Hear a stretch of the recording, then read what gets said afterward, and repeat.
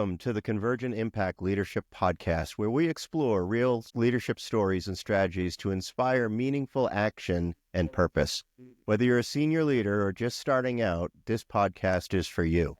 We're here to help you lead with intent, build trust, and strengthen your relationship in your organization. I'm Eric Savickas, and I have over 30 years of leadership experience, whether it be from my time in the Army as an active duty officer, university instructor, or leadership coach, now to the fire service. Today, I'm honored to have Chief Paul Capo with us. Chief Capo has been a firefighter since 1996 and currently serves as the fire chief for the Estes Valley Fire Protection District in Estes Park, Colorado. He's the founder of When Things Go Bad, Incorporated, where he develops comprehensive firefighter curriculum and training. Chief Capo frequently instructs and consults on firefighter self-preservation, focusing on the physiological changes during firefighter survival.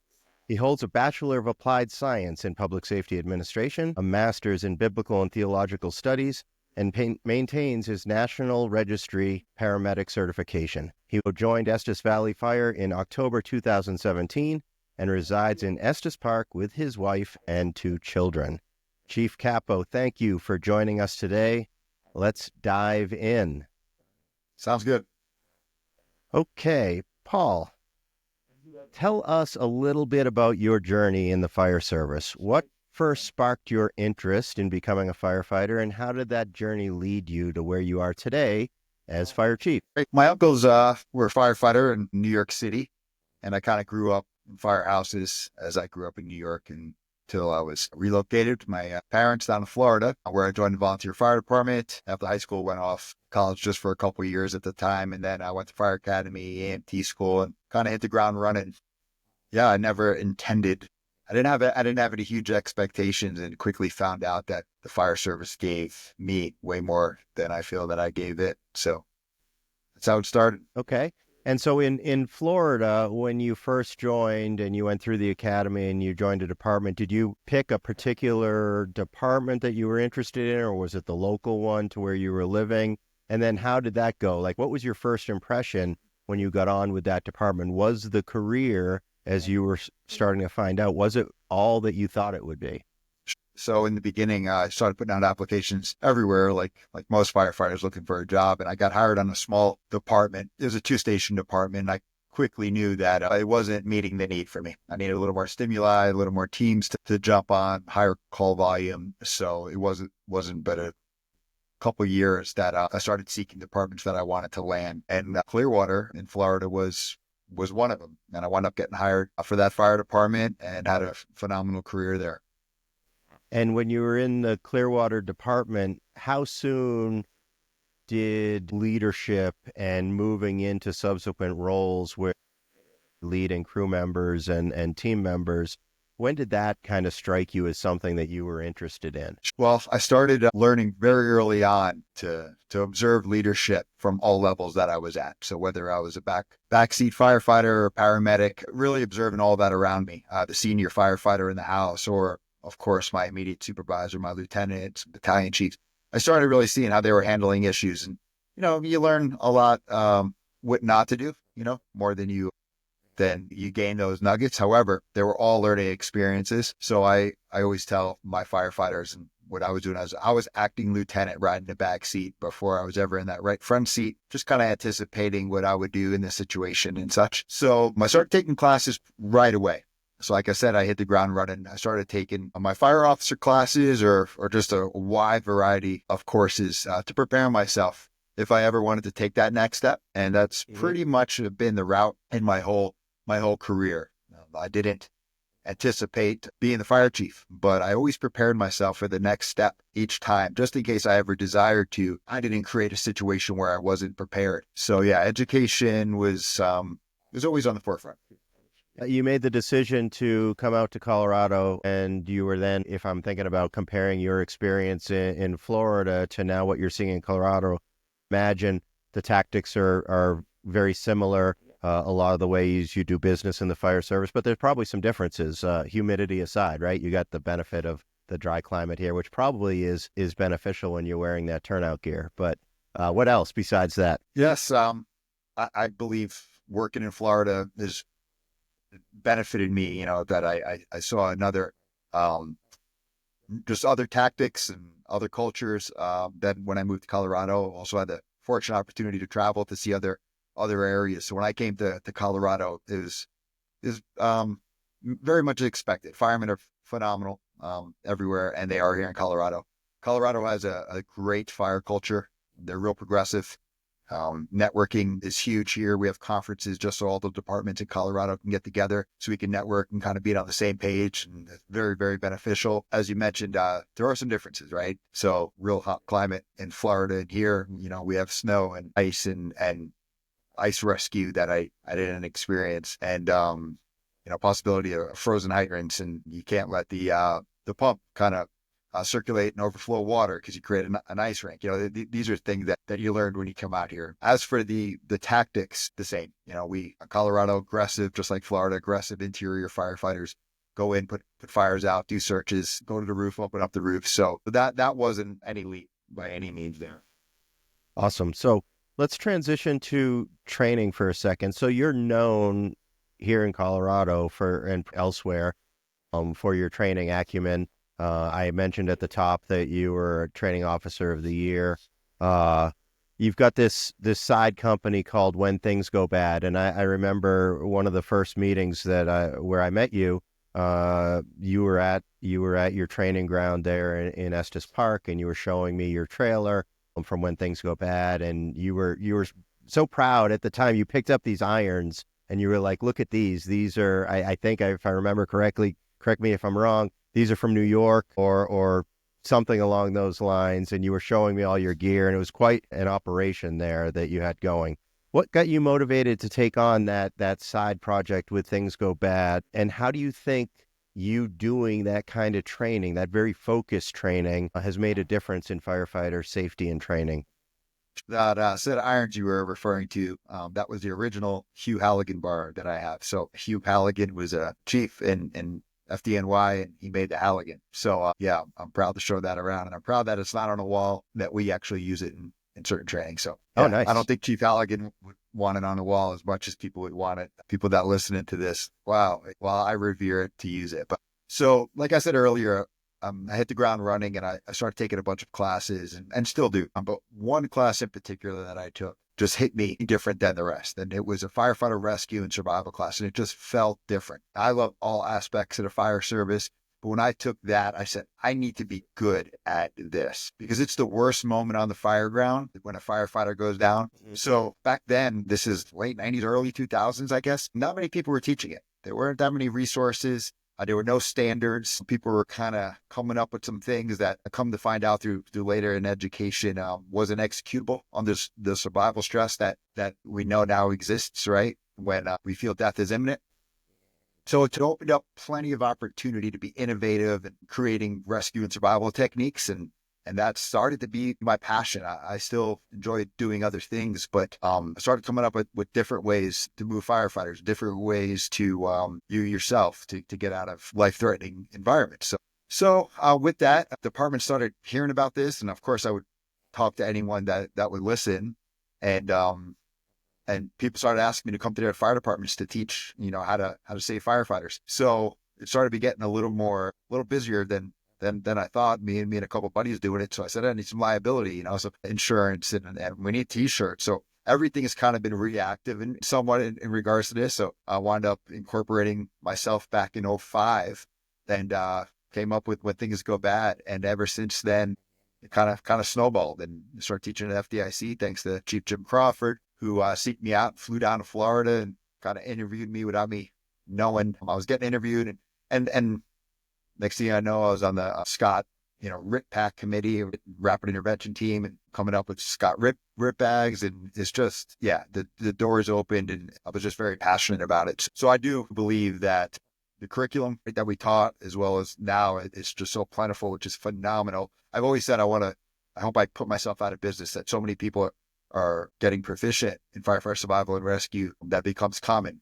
So lobbying the state in Florida to get 40 hours added to the minimum quals to put firefighter rescue and survival, which happened. And now nationally we have standards, and yeah, many students have been reached. And it's not just because me and our company. It's plenty of players involved, but I'm very, very fortunate to be involved in it early on. So time commitment aside, between balancing your own work as a firefighter or as a fire leader, now fire chief, with that endeavor, I imagine that going through those training evolutions and you becoming an expert in all things firefighter survival, or at least the things that your company focuses on, how is that translated to you as being a better leader in your role as a fire leader, fire officer? In regards to my background in the fire service, Yeah, teaching and interacting with people all day long and keeping that at the forefront of what you do. I'm sure it is in some ways become part of who you are, and you can't just turn that off when you're not doing, when things go bad. So when you're on the job, how does that make you a better leader?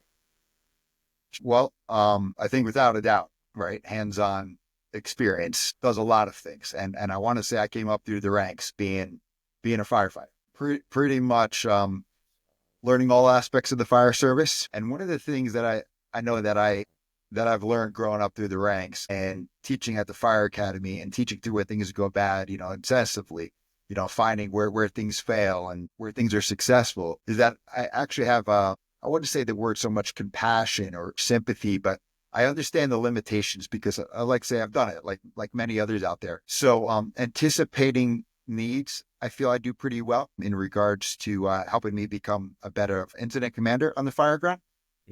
When things happen or when tasks need to be done, sometimes it's just a checkbox on certain incident commanders' sheet, but they don't understand what it takes to actually to do that, or how tired you actually get performing some of these tasks, especially rescuing a downed firefighter. I think it might be a little more simplistic or a little quicker in your mind, but going through those stressful scenarios, leading by example, doing that, I think I understand that very well. But another thing that it does is, I think and while I'm pretty certain that it shows that to the membership that I've done it. So you provide trust with the firefighters below you, that they know you've thrown the ladder.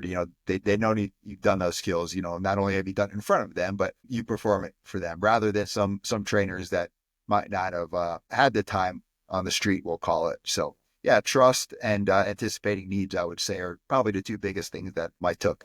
And I can imagine that because you have a high level of attention to detail and high standards, because I've seen some of your training, and for example, you were showing us your prop for forcing locks, I think it was. And it wasn't just like a lock that was representative and symbolic of all the locks.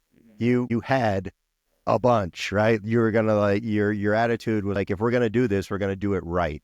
And I imagine that those high standards and that attention to detail translates to you as a fire chief having high standards for your department, right? We're not going to just, you probably constantly communicating with the crews and your team members. Hey, we're not going to just do this to meet the minimum. We're going to exceed the minimum standard, and we're going to do it to a level of excellence. Is that a fair description of how you approach things now as the fire chief of your department? Yeah, exactly. And you said it earlier, right? It's hard to shut certain things off. And yes, that attention to detail does reign in other positions that I'm in. It's actually one of those things that I'm being aware of and cognizant of in this position, that, empowerment for the division chiefs below and firefighters below taking on projects, that it don't have to be my mind, right? Some of the best decisions I've ever made, didn't come from me. And the higher I climb up the ladder, the more, the legacy should show itself as you climbed, where people are all running in the same direction. I was the training chief, I was the operation chief. So to go into to now do training, well, we surely have that methodology and the training philosophy. I like to say that I had a hand in that back then. So now I'm attention to detail and strategic planning, and attention to detail and higher level things that the firefighters should not worry about. I tell them, you worry about today, I'll try to stay out of that, and I'll worry about tomorrow. Right. your attention to detail is with that leader's intent, and then they execute. Correct. I want to get back to something you said about firefighter survival. So I was reading that your wife does work as a mental health counselor for Estes Park Police.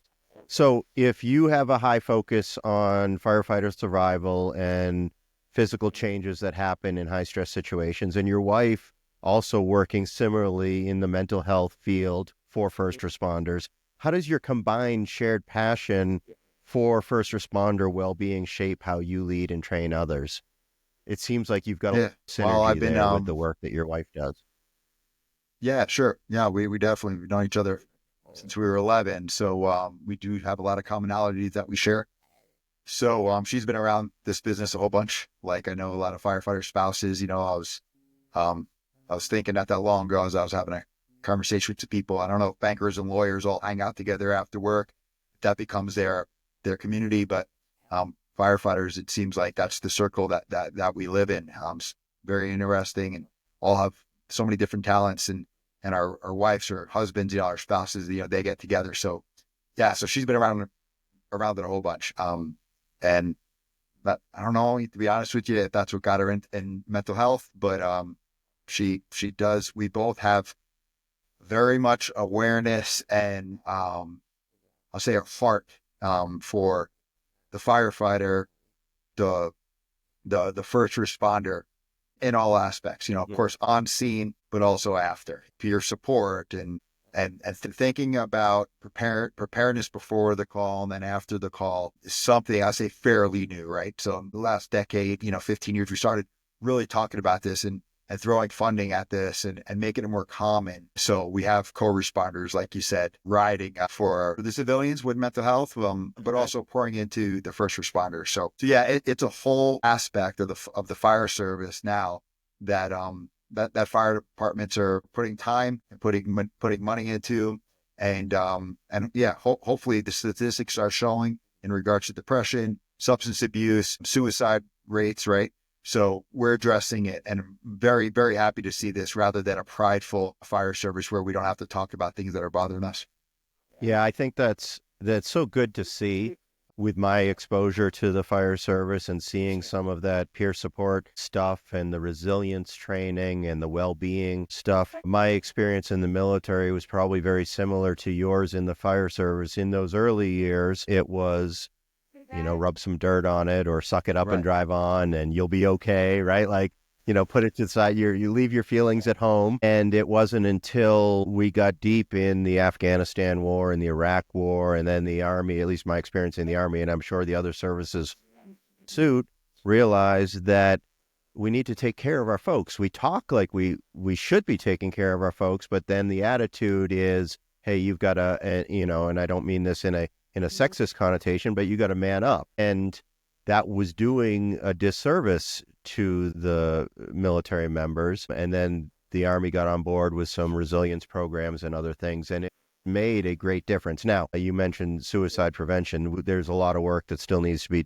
done along those lines, because losing anybody is tragic. But good to see that the fire service is doing some of those things. Do you think that adoption of those philosophies or attitudes that we got to take care of our folks, and if they need to take a knee, we got to give them that opportunity, give them the support that they need. Do you think that that's been a hard lesson for some to take, that have been around a while and saying, well, why isn't it just as good as the way it was when I was coming up, right? If I didn't have to have all that stuff, why do we need to now? I think some of those old mentalities are hard to break. Did you see some of that pushback? Oh, definitely. In the beginning, it was like any cultural change. It takes a little bit before the sales pitch, the trust gets earned, the value in whatever it gets absorbed, right? So sometimes, people don't jump on the train, but in time, it's just the way it is. It's the culture. So as new firefighters come up, they don't know anything different. So that worked good and bad, of course. But in this case, our firefighters now coming on during fire academy, let's just say during orientation, we bring in our mental health counselor and we bring in our chaplain. We introduce the peer support and we give them all types of documents, saying this is what it is. This is what it is. Now, this gets vetted as well. So for instance, if somebody was just not cut out to be a firefighter, EMT, paramedic, then that's a different conversation. We do see some things, we do some things. We are in some environments that aren't right, that aren't pleasant. So that needs to get discussed as well. And it's not for everybody, but we do see some things that we weren't meant to see, no matter how tough you are. And Sure. and in those instances, there's support. Yeah. You mentioned building trust. Let's talk about how you have approached that. I know you've been with Estes Valley for a little bit as the training and operations officer and now the chief. But specifically as chief now in your new role, what are you doing to continue to build trust within the department and then within your community, and then those relationships with community leaders and others that are influencers or value added to the mission that you guys have in your department? Sure. Trust is it. If there would be one thing, it would be to earn trust, right? So I'm going to back up just a little bit, and I'll get to your point of your question. But when I first came here as a trainer from another, it was the training captain position is that I got hired for it. I came from another department and been teaching for a while, and I could only imagine the hesitation that some people would have in regards to, am I going to change things, or how am I going to be? So my first, I'd say attribute or characteristic that I wanted to display to the membership wasn't my competency. It was to earn trust. Now, we earn trust through our competency. So how do you earn trust, right? Well, it's a few things. It's making yourself available. You tell me what you put your time into, I'll tell you what's important to you. So I would do some, definitely one-on-ones. I would, hold Q&As when I got there just to, if they need to find things out about me that I could ask questions. I had to learn the culture. It took me a while. I asked a lot of questions in regards to, their run cards and, how they perform, and doing a lot of observing, squinting with my ears, listening to things, before I started changing anything. So, I didn't need to come here there's a big safety issue. I wasn't met with any of that. Plus I was a training captain, so I knew my lane. I wasn't the fire chief. So after, people found out that I was respecting their culture, I was respecting their fire department. Then I started, I would say, performing a little more. I started leading a little more from the front. They knew that I could do it, or else they wouldn't have hired me, right? So I didn't feel that I needed to front load. And then things started changing after trust was earned, because they trusted me, right? So now we need to be a little more aggressive here. So I follow the 3 U's with a lot of things, and with discipline, and then with cultural change. And one of them is, I believe that why they're not doing something, the first U is they're unaware. They were just unaware that this tactic needed to be done first, or we needed to get in the building quicker, So, and then the second U is unable. They're aware that they need to do it, but are they able? Do they have the right tools, the equipment, the tactic, right? So, yeah, I know I need to get in there and search, but we don't know how to. We don't have the right tools, So the first 2 U's are on me, right? Make them aware, make them able through training and equipment. And then the last one is can they do it, right? So are they willing? So unwilling is the last one. Are you willing to do it? So do you buy into that? And that's where we front load with the trust, leading from the front, demonstrating by example. I love that model that you just articulated with the U's there. Just as a side note to what you're saying, and I didn't mean to cut you off there, but I think it's so important. Too often, whether in the military or in the fire service or any endeavor, it can be, someone working for Walmart or whatever business, right? Too often we're quick to say that soldier's a bad soldier, or that firefighter's a bad firefighter. Extra effort to peel back that onion and say, well, wait a second. People don't wake up in the morning saying, I'm going to do bad work today, right? That's not human nature. Everyone wants to endeavor to do well and do good stuff. And so when we peel back that onion, we find out maybe we didn't publish the standard as we thought we did, and it wasn't known. Or maybe we figure out, even if the standard was known, we didn't give that person the training they needed to be successful. Or as you articulated, maybe they weren't equipped, right? We say, just trying to use a fire service analogy here. We say we want you to use the tick when you're doing your 360 around the structure, but maybe that tick had a work order on it for the last 6 months and it has never been actioned, right? So how do you expect me to use the equipment and do good work if I don't have the stuff to do it, right? So I think it's such a powerful point that you just made there, that we have to stop just immediately assuming someone's not doing good stuff and figure out the reasons why and then address those reasons. And I like those 3 U's there. Okay. So you mentioned you moved from your position to the fire chief here. Have there been any surprises so far since taking the mantle of fire chief?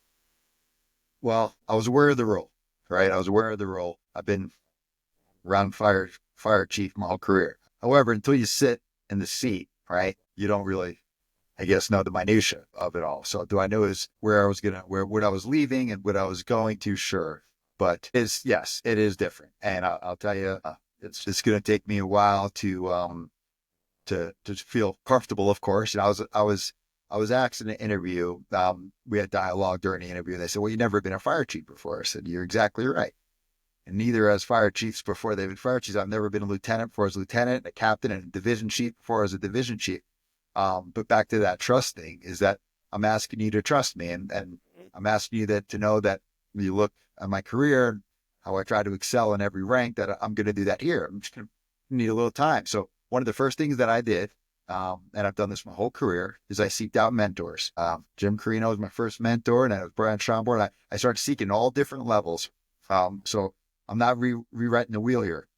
So in my chief groups that I started seeking out even before I went for this position, I make phone calls almost daily. How do we handle this legal thing or this issue or this budgetary thing? And and like I said earlier, this Colorado culture is phenomenal. So I get sent Excel sheets and everything else. And I have people right here in this organization that has so much talent that I use right outside my door, my chief of staff and et cetera, et cetera. And I bring up firemen to come here and help me with different tech things or et cetera. So I would say is the people right around you in relationships, find mentors, make me a lot more comfortable in this new role that I feel inadequate in right now. Mm-hmm. Yeah. Yeah. And I think that's, like you mentioned, the inadequacy part. I think that probably keeps you sharp, and that keeps all leaders sharp, right? Like if you get too comfortable, then it's probably time to move on, right? Because you've lost the edge. So I think that's a good approach there. The wildfires and devastation in Los Angeles and the surrounding area out there has been on the news constantly, and I'm sure you being a fire practitioner have been watching it more so than I probably have. Your district is right there in I don't know if you define it as a wildland area or that integration between wildland and what is that called? The WUI? The WUI, yes. Wildland Urban Interface. Right. So tell me how seeing some of that stuff on the news, and obviously it's not like new to you, you've been doing wildland stuff, but how does that and the devastation out there and some of the wildfires that you've had right in your backyard in the last couple of years, how does that make you more aware or put your mindset towards being more prepared for your district? Yeah, we had number 1 and number 2 largest wildland fires in Colorado history merge on our town. And, that down the road, we've had a similar scenario to the devastating fire that they have in California right now, where it ran through some suburban neighborhoods. So we have seen this, unfortunately, local as well. So my predecessors before me have already started this ball rolling, and we gained funding now that I get to reap the benefit that we just hired a wildland mitigation manager. So we're starting this wildland mitigation program that we didn't have prior. Like I said, we are in the WUI, the Wildland Urban Interface. And we were always reactive, right? We have firefighters operationally that would go out in our wildland apparatus and our tenders and would fight fires. But to mitigate this happened, so we just hired the program manager. We just hired a wildland educator that's going around to communities, educating them on making their homes more and their neighbors more fire-wise, right? Mm-hmm. So more protection. We were already on legislation increasing different codes in regards to siding incentive bills are coming down. So there's things on the state level, but back to here, our wildland mitigation program, including the educator and the manager, we're hiring 2 full-time employees in that wildland mitigation side that's going to be going around and do wildland mitigation for homes and for neighborhoods and for the more rural projects with some 2 seasonal firefighters that we're gonna bring on in the spring and summer. So this whole division that we have, we didn't have prior. So it's phenomenal. And again, chiefs before me, I've started this and now I get to reap the benefit of this. It's changing, and as it should. So as chief, I'm sure you profess to your team members that they have to find work-life balance, but sometimes for us as leaders, it's hard to find that balance ourselves. How do you find that within your own personal life, and how do you manage that for yourself, and what tips do you have for other leaders that are trying to just figure that out? Yeah, I'm a horrible guy to ask that question too. As I spent a majority of my career working and teaching at the fire college, and of course traveling with when things go bad, and so on the SWAT team, so I was doing a lot of stuff with law enforcement, and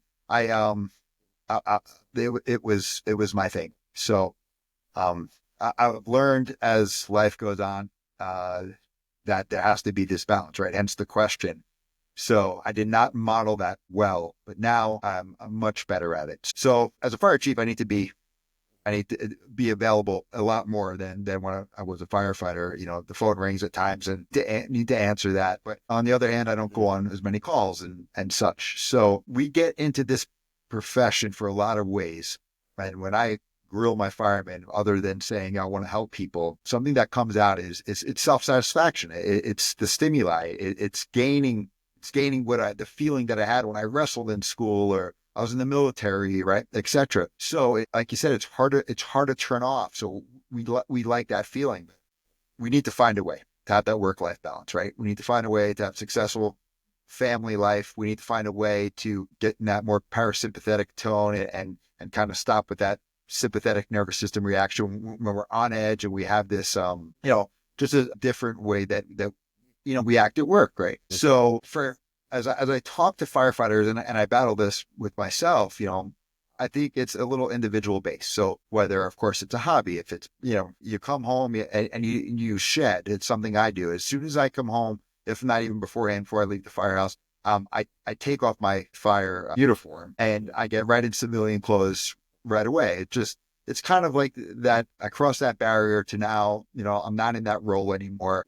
So, so that's something that I do that's kind of tangible, to be honest with you. But there are other processes that we put in place. I know people now with phones, they have apps that every time a call gets off, it comes to their phone rather than just their radios at home, and they get calls, all throughout the night. And I don't think that's real healthy, though we want to be engaged and all, but right. There's got to be a time where we shut it off, though, which makes firefighters so great is their passion, right? And they care so much and they're so into their job. So like the blessing is the curse. But if we want a long career, if we want to experience some peace, at home and be present at home, we need to find a way. Sure. And I think just like in other areas of leadership where leaders have to set the example and model the way, this is one of those things where you have to do that. You take something easy and simple that you probably don't even think about, or that some won't think about, right? Like just you as the chief, you've got a lot on your plate. You may, be burning the midnight oil and working late, right? But chances are your people are taking you as the example and looking for you as the cue on when they can go home. And so if you're comfortable working to 6, 7, 8 o'clock, and you've got people there without you, if you didn't address it already, they might be thinking, man, I got to work late now because chief works late and I don't want to leave before chief. And right, it's the same thing when you were coming up. You'd ever want to do anything lesser than what your leaders are doing. And you've got to force yourself to set that example in other ways. I had a boss one time in the military. So the military gets 30 days of leave each year, and that accrues. And if you get to the point, I think it's over 60 days accrued, then by the end of the year, you lose anything over 60. They call that use or lose leave. And it used to be, back in the day, kind of a badge of honor, weirdly, that if you were losing leave, that meant you were more committed to the work, right? Well, I had a boss one time and he said, if anyone in my command loses leave, I see that as leadership failure. And it's just little things like that get people to kind of snap into the reality that, yeah, this is important, finding that work-life balance and taking time for ourselves. And the work will always be there. And I don't say that lightly, because your job is critical and you are protecting our communities and our people. But, there is some truth to the work always going to be there. And so you got to take time for yourself. All right, last question here. As you move forward and you're looking with vision, and how Estes Valley Fire Protection is going to evolve in the years ahead, what do you see? What's at the forefront of your mind and where you want to take the department and where it's headed? One, of course, to fulfill our mission, right? Not to be generic in the answer, but we have a strong mission statement. You want to make sure things you do align with that. We just developed core values, and we want to make sure that we hold each other accountable for core values. And we didn't have those present earlier. So who are we? So those are foundational things that we can lean on. But to answer it a little more specific to us is, show me where you put your time and you put your money, and I'll show you what you care about. So, my first thing is the firefighters.